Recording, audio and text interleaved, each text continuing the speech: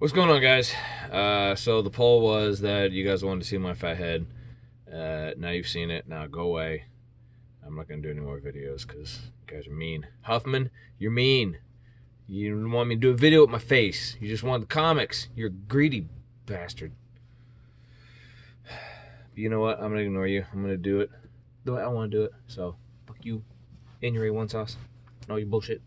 Okay, so foreign mail call and see local comic book store, and I skipped by half price books just to dig around and see.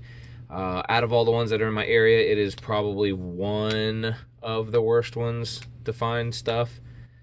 Generally, certain parts of town have better ones because they're richer.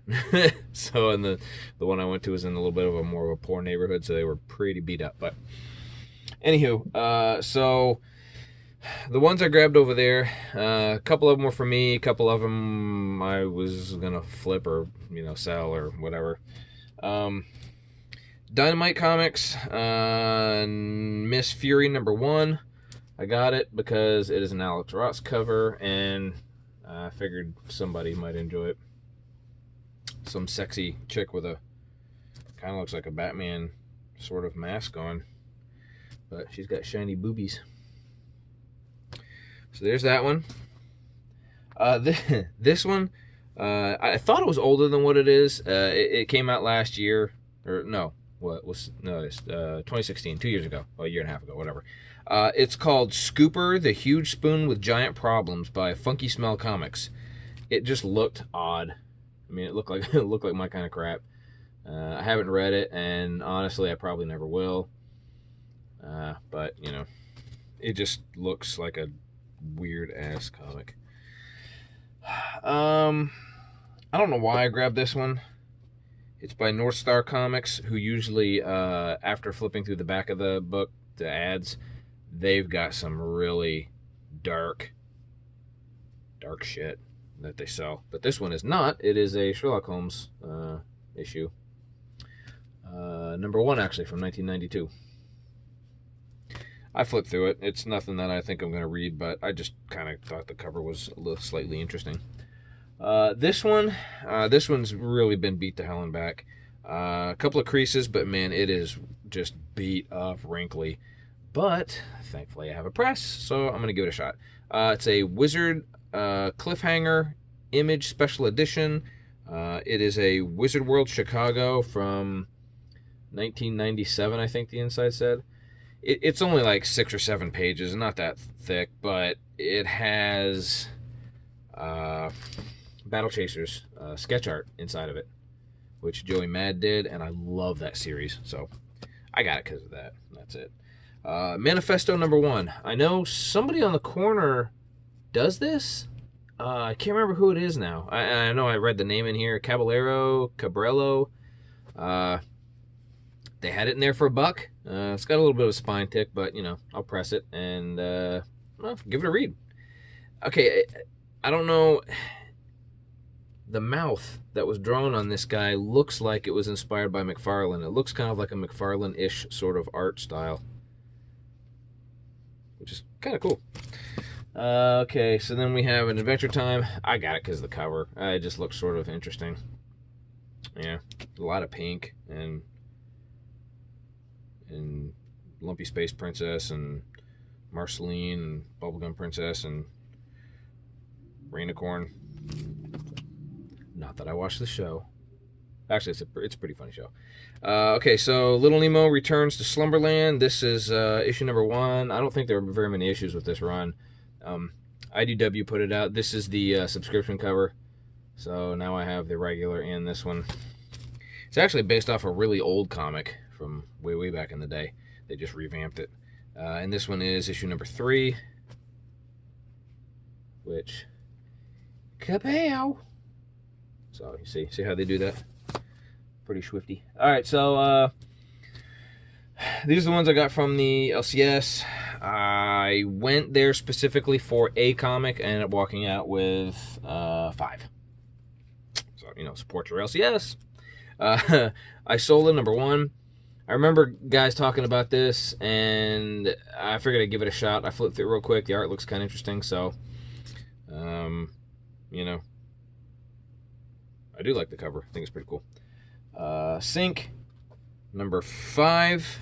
Unfortunately, this thing has 2 spine dents, but because it's a white cover, the ink isn't cracked. So I'll press it, and you know,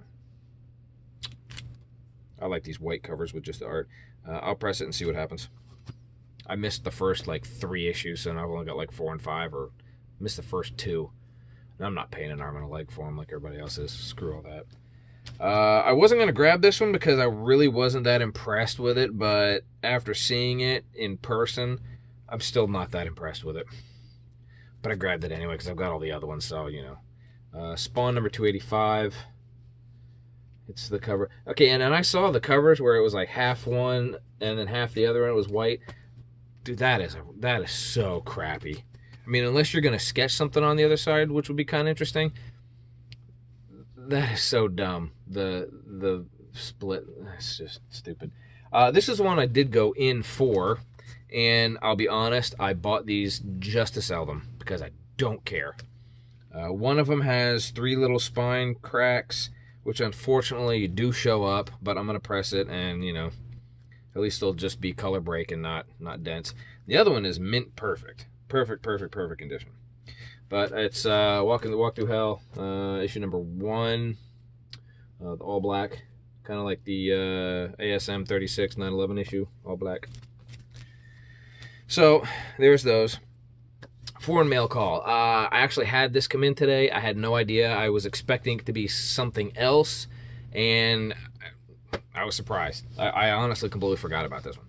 So a package from Thailand. Bought from a gentleman, and since I forgot it was coming in, I forgot who sent it to me, so I can't thank you, but you know who you are, so thank you, if you're in this group. Okay, so Detective Comics, it's Batman Year 2, the McFarlane cover. Hopefully there's no too much glare. You bag stuff in Mylar, man, the glare just sucks. I don't know if you guys can see that pretty good, but anyway, I don't care what country you're buying a comic in. McFarlane art is McFarlane art, and it's awesome. So they didn't change anything on this cover. And I'm going to press these two because they're a little beat up.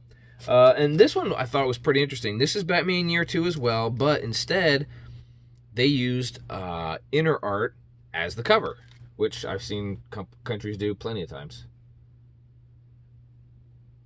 Pretty cool. I know there's a Superman that McFarlane drew, just 1 page for an artist book for DC, and I can't remember what country it was now, but they actually used that picture for cover art for a Superman issue. So of course I had to buy it once I found it. We just stumbled on it, dumb luck. And this one was the gem of the 3. This is Spider-Man, and they used Jusco art for the cover. That is an awesome Green Goblin. And if these aren't showing up, I'm going to watch the video before I post it up, but if these aren't showing up, I'll take pictures of it so you guys can see better, because Mylar glare is horrible, but I thought that was pretty slick. So this will look pretty cool with the Goblin that I'm getting from, the Hobgoblin picture that I'm getting from Turkey, the cover. And this is thick too, man. This is like 4 issues in one. They don't play around. So that's it, guys. My fat head on Fathead Productions, just like what's her name has a Pink Road Productions. Fathead's funny. All right, take care, guys. Peace.